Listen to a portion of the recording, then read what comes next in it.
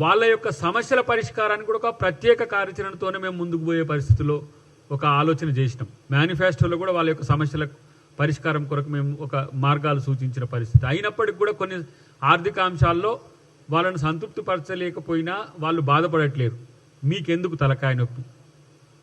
మీకు ఎందుకు వస్తుంది? మీరు ఆర్టీసీ వద్దన్న సన్నాసిగాళ్లకు ఎందుకు మీకు ఇలా ఆర్టీసీ మీద ఇంత ప్రేమ పుట్టింది?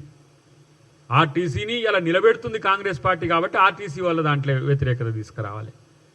ఇలా ఎవరినన్నా తీసుకోండి, ఏ రంగంలో ఉన్నా కూడా ఆ రంగంలో మేము మేలు చేస్తే దాన్ని ఏ విధంగా నెగిటివ్ చేయాలనే ఆలోచనతోనే ఇలా బీఆర్ఎస్ నాయకులు చేస్తున్న ప్రయత్నం చూస్తున్నాం.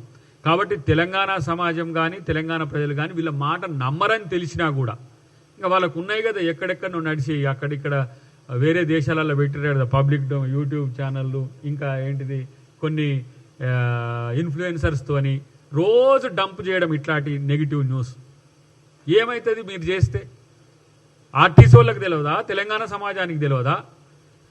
ఇలా మళ్ళీ వీళ్ళు వంతుల వారిగా ఏంటి, ఇలా కేటీఆర్ ఒక ఇష్యూ పట్టుకుంటే రేపు హరీష్ రావు ఒక ఇష్యూ.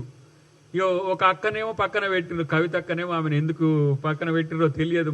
ముగ్గురు అవుతుండే ఇంకప్పుడు, అంటే ఇద్దరిట్ల పోటీ బావబామార్దులకు పోటీ ఉండాలని చెప్పేసి ఆమెను ఎల్లగొట్టిండ్రో తెలియదు. కానీ ఈయన పట్టుకున్న రోజు ఆయన అంటే అమెరికాకు పోయిన రోజు ఈయన లండన్కి పోయిన రోజు ఆయన, ఇట్లా వంతుల వారిగా చెప్పినా కూడా మిమ్మల్ని కనీసము మిమ్మల్ని ఒక నాయకులుగా కూడా ఎందుకు గుర్తిస్తలేరు అని అంటే మీరు చెప్పే అంశాల్లో స్టాంటిటీ లేదు కాబట్టి. ఎవరైనా మాట్లాడితే వాళ్ళ మీద ట్రోల్స్ పెట్టియడం, ఒరే పిచ్చి సన్రాసులారా. కాంగ్రెస్ పార్టీకి ఉన్న కొత్త ఇది. దేశ స్థాయిలో మా రాహుల్ గాంధీ గారి నుంచి మొదలు పెడితే మా రేవంత్ రెడ్డి గారు, మా మహేష్ కుమార్ గౌడ్ గారి నుంచి మా వరకు కూడా అటు బీజేపీతోని ఇటు బీఆర్ఎస్తోని మేము వేగని